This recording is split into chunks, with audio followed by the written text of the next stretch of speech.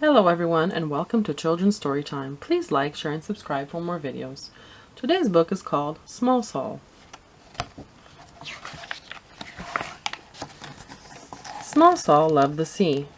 He loved its vastness, its calmness, its blueness.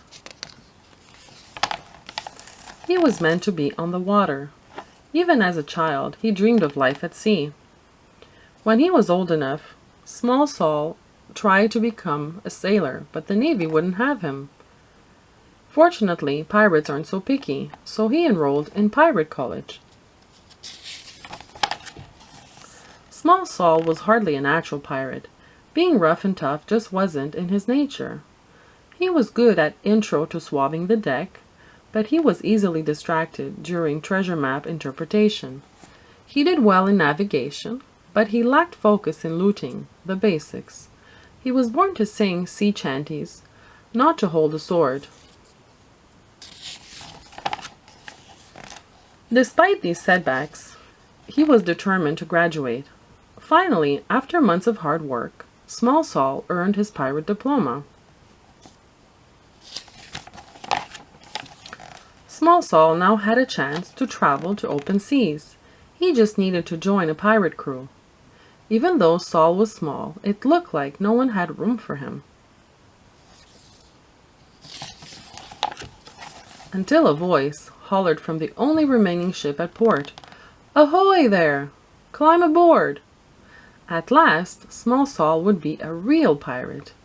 But it didn't take long for the other pirates to notice that something was different about Small Saul.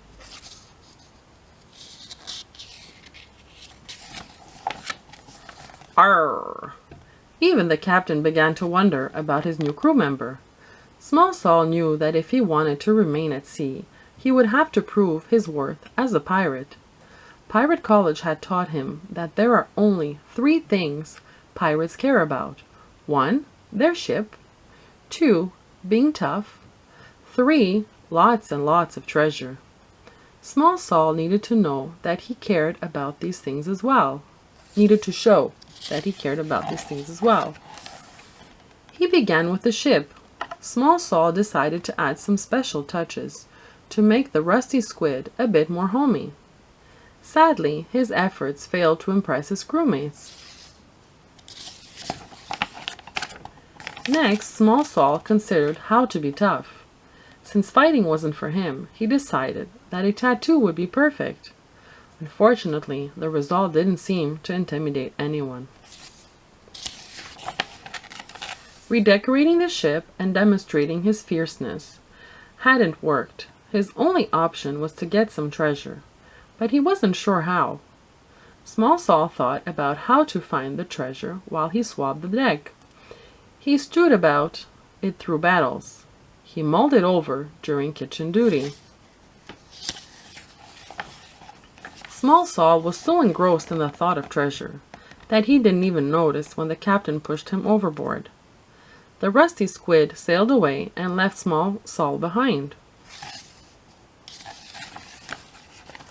Soon, mold began to build up on the ship's deck.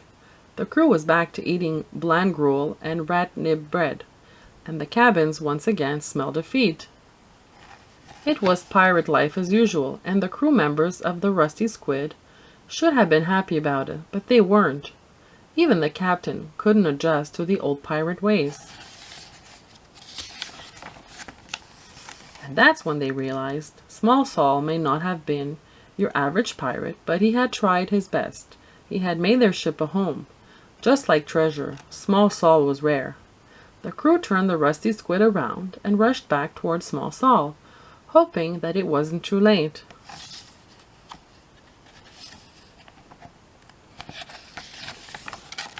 When the pirates apologized for throwing him overboard, Small Saul forgave them.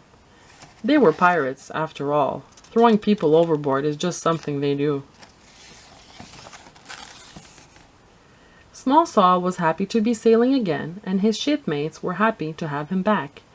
He was where he was meant to be, sailing the high seas and being a pirate in his own special way. The end. Thank you for watching.